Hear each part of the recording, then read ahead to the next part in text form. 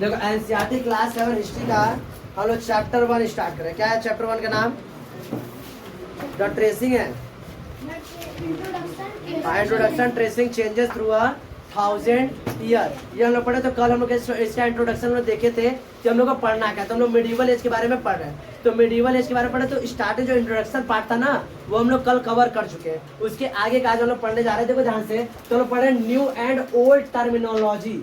New and old terminology बात में हम लोग क्या कंपैरिजन कर रहे हैं, क्या टॉपिक क्या कर रहे हैं, कंपैरिजन कर रहा है। यानी न्यू टर्मिनोलॉजी क्या है और ओल्ड टर्मिनोलॉजी क्या है, इन दोनों हम लोग कंपैरिजन करेंगे। यही हमारा इस टॉपिक का क्या है उद्देश्य, क्या हम लोग पढ़ना है। तो बात सुनना, देखो पढ़ने से अपन लोग ये समझना होता है कि लोग पढ़ क्या रहे हैं, और हम लोग जब पढ़ते हैं ना तो समझो क्या वही हम लोग चीज समझ में आ रही है कि नहीं। तो देखो क्या कर रहा है, न्यू एंड ओल्ड टर्मिनोलॉजी। यानी इस सेशन में, इस वीडियो में हम लोग, इस क्लास में हम लोग यह कवर करेंगे कि दोनों टर्म जो तो हम लोग न्यू टर्मिनोलॉजी है या ओल्ड टर्मिनोलॉजी है उनके बीच में लोग क्या करेंगे, रिलेशन चेक करके कंपेयर करेंगे।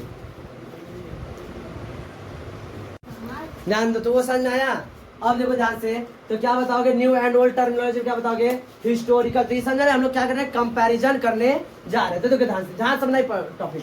Historical records exist.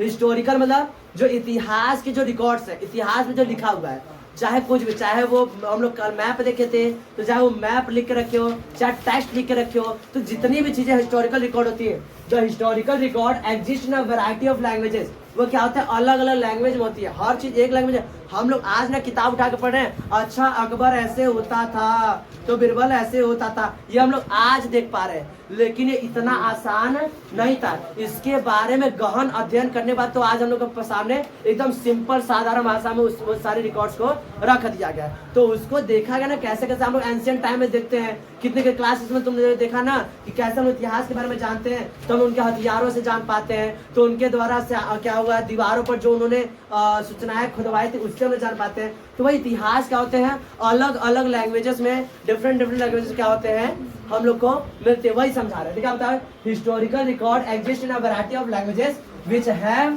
Change considerably over the period. जिसका मतलब लगातार क्या होता रहा है, चेंज होता रहा है। ध्यान समझो, क्या बताओगे कि हिस्टोरिकल रिकॉर्ड क्या होते हैं, वो अलग अलग लैंग्वेज में क्या होते हैं, लिखे होते हैं, जिनका मतलब लगातार क्या होता गया है, चेंज होता गया। हम लोग एक उदाहरण देखे मैप में। पहले हम लोग देखे भारत को कैसे देखा जाता था, बाद में देखे भारत को कैसे देखा जाता है, समझ आ रहा है, वही हम लोग पढ़ रहे हैं। तो आगे देखो क्या बताओगे, for example the modern Persian. हम लोग एग्जाम्पल देखे तो अभी जो मॉडर्न पर्शियन लैंग्वेज है ना, यह जो पहले पर्शियन लैंग्वेज हुआ करता था, यानी मिडिवल टाइम में जो पर्शियन लैंग्वेज है उससे बहुत ज्यादा अलग है। बहुत ज्यादा क्या है, अलग है। लग तो रहा है कि कुछ हम लोग वही कंपैरिजन कर रहे हैं, टॉपिक पर आ रहे हैं कि नहीं। पास में नेक्स्ट हम देखें, this change was not just about the grammar और द वोकैबुलरी। यह जो चेंज है यह बस ग्रामर और वोकैबुलरी तक सीमित नहीं रहा है। बस ऐसा नहीं बस ग्रामर तक, मतलब कि यहाँ हम लोग देख रहे हैं कि इसका ग्रामर अलग है, उसका ग्रामर अलग है, इसका वोकैबुलरी, इसके शब्दकोश अलग है, इनके शब्दों का अर्थ अलग है। बस इतना ही तक सीमित नहीं रहा है, बल्कि पूरा नक्शा तक बदला हुआ है, पूरा समझने का नजरिया तक बदला हुआ है। पहले मिडिवल एज से अब के जो समझा रहा है, क्या समझाना चाह रहे हैं आगे देखो।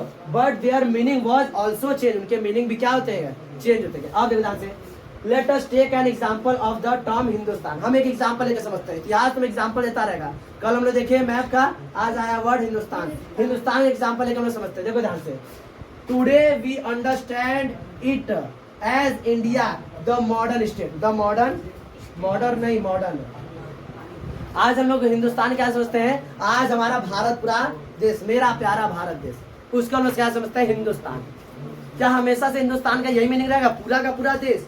यानी नॉर्थ इंडिया भी, साउथ इंडिया भी, उधर ईस्ट इंडिया भी, इधर वेस्ट इंडिया भी, क्या पूरा पहले भी इसी तरह मतलब हुआ करते थे? अब हम लोग आगे चल के समझते हैं। तो क्या समझोगे कि today we understand it as India the modern state, but when the word was used, जब इस वर्ड का यूज किया गया था पहली बार, जैसे तुम लोग का जो नाम है, ये नाम क्या अभी ना पहले कभी ना कभी स्टार्ट हुआ था, कभी ना कभी यूज किया था। उस तरह जब इस वर्ड हिंदुस्तान को यूज किया गया था द 13th सेंचुरी, कब यूज किया गया था? In the 13th century by the Miraj Siraj. किसका नाम था उनका? मिराज सिराज। तो उसका मतलब क्या होता था, उन्होंने जब वर्ड यूज किया तो उन्होंने क्या इसका मतलब समझा था, क्या समझाया था, किसका मतलब क्या है? तो उन्होंने बताया था he meant the areas of Punjab. उनका मतलब था कौन कौन से एरिया से? पंजाब, हरियाणा और the land between the Ganga and Yamuna, इनके बीच वाले गंगा यमुना रिवर के बीच वाला पंजाब और हरियाणा, ये पूरा हिस्सा मिलकर इन्होंने क्या समझाया था? हिंदुस्तान। इन्होंने इस वर्ड का हिंदुस्तान क्यों क्या वर्ड यूज किया था? वह किस लैंड के बारे में यूज किया था? हिंदुस्तान, हिंदुस्तान है हरियाणा, पंजाब और the land between the Ganga and Yamuna, इतने जगह को उन्होंने क्या बोला था? हिंदुस्तान है। आज हम लोग हिंदुस्तान का मतलब क्या समझते हैं? पूरा अपना भारत, प्यारा भारत देश, ऊपर नॉर्थ इंडिया, जम्मू कश्मीर से लेकर नीचे कन्याकुमारी तक, इधर अरुणाचल प्रदेश से लेकर उधर गुजरात तक, इतना बड़ा हिंदुस्तान है। लेकिन उस समय इतना बड़ा हिंदुस्तान को नहीं कंसीडर किया जाता था। तो देख रहे हैं हम लोग कि मीनिंग लगातार क्या हो रहे हैं? चेंज होते रहे। पहले क्या सब हिंदुस्तान का मतलब क्या समझते थे? कि the land the area of the Punjab Haryana and the land between the Ganga and Yamuna.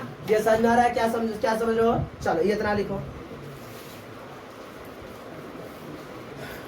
ध्यान दो आगे। तो हम लोग देखे कि कैसे हिंदुस्तान के वर्ड को यूज किया जाता था। तो कुछ हम लोग उसका मीनिंग देखे पहले, अब हम लोग और कुछ मीनिंग देखेंगे। As the extent of Delhi Sultanat, जैसे जैसे दिल्ली सल्तनत बढ़ती गई, जैसे जैसे दिल्ली सल्तनत बढ़ती गई, वैसे ही हिंदुस्तान का new area were include to the word Hindustan. वैसे वैसे दिल्ली सल्तनत क्या होगा? न्यू एरिया जैसे बढ़ते गए। भाई दिल्ली सल्तनत में बाबर था, तो बाबर जैसे अपने राज्य को बढ़ाता गया, तो हिंदुस्तान वही वर्ड यूज किया था हिंदुस्तान वर्ड यूज करके क्या बताया था? कि दिल्ली सल्तनत की राज्य को क्या बताया? कि हिंदुस्तान है। दिल्ली सल्तनत के राज्य क्या बताया? हिंदुस्तान। तो दिल्ली सल्तनत जैसे जैसे बढ़ती गई वैसे वैसे क्या होगा? हिंदुस्तान का एरिया भी क्या होता गया? बढ़ता गया। तो ये बताए हैं as the extent of Delhi Sultanate the new area were include to the words of Hindustan. वैसे वैसे नए नए एरिया क्या होते गए? हिंदुस्तान में बढ़ते गया, यानी हिंदुस्तान क्या होता गया? धीरे धीरे बड़ा होता गया।